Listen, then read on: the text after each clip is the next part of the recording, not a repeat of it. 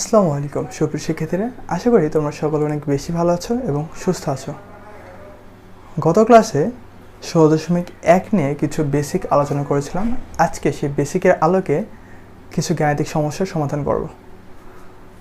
তোমাদের উদাহরণ 1-এ একটা অঙ্ক ছিল, একটি সমকোণী ত্রিভুজের সমকোণ সংলগ্ন বাহুর দৈর্ঘ্য যথাক্রমে 6 সেন্টিমিটার এবং 8 সেন্টিমিটার হলে এর ক্ষেত্রফল নির্ণয় করো। সমকোণ কি, সমকোণী ত্রিভুজ কাকে বলে সেটা গত ক্লাসে আমরা জেনেছি। কি জেনেছি? যে ত্রিভুজের একটি কোণ 90 ডিগ্রি। ত্রিভুজের কয়টা কোণ থাকে? 3টা। তার মধ্যে একটা কোণ কত হবে? 90 ডিগ্রি হবে, তাকে সমকোণী ত্রিভুজ বলে। তাহলে সমকোণ কি? 90 ডিগ্রি। তাহলে সমকোণী ত্রিভুজ একটা দাগাই আমরা। মনে করি এটা একটা সমকোণী ত্রিভুজ যার এই কোণ সমান সমান কত? 90 ডিগ্রি। 90 ডিগ্রি। তাহলে কি বলছে? সমকোণ সংলগ্ন। সংলগ্ন বলতে কি বোঝাচ্ছে? দেখো, এ বি সি যদি একটা সমকোণী ত্রিভুজ হয়, এ বি কি একটা বাহু, বি সি একটা বাহু। এই এ বি এবং বিসি বাহু বি বিন্দুতে কি সমকোণ তৈরি করছে, এসি বাহু কিন্তু সমকোণ তৈরি করেনি। তাহলে সমকোণ সংলগ্ন বাহু আমাদের কোনটা হচ্ছে? এ বি এবং বিসি। তাহলে এই দুটো বাহুর দৈর্ঘ্য দিয়ে আছে কত? একটা 6 সেন্টিমিটার, একটা 8 সেন্টিমিটার। তাহলে এটা ধরলাম 6, এটা ধরলাম 8 দেওয়া আছে।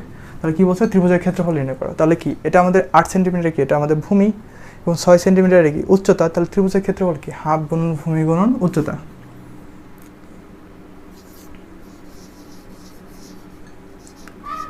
সমাধান। তাহলে ত্রিভুজের ক্ষেত্রফল কি? আমরা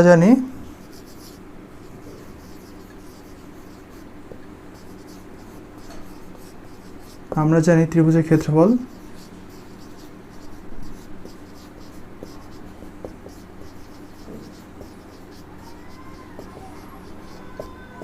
সমান সমান হাফ গুণন আমাদের ভূমি কত? বিসি।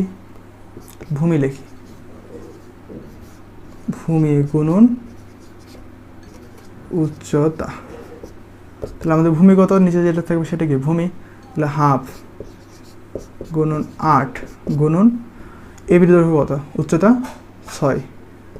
এখন 2 দিয়ে 8 কাটা কত হচ্ছে? 4 2 8, 4 6 24, 24 বর্গ সেমি। এটা আমাদের কি অ্যান্সার।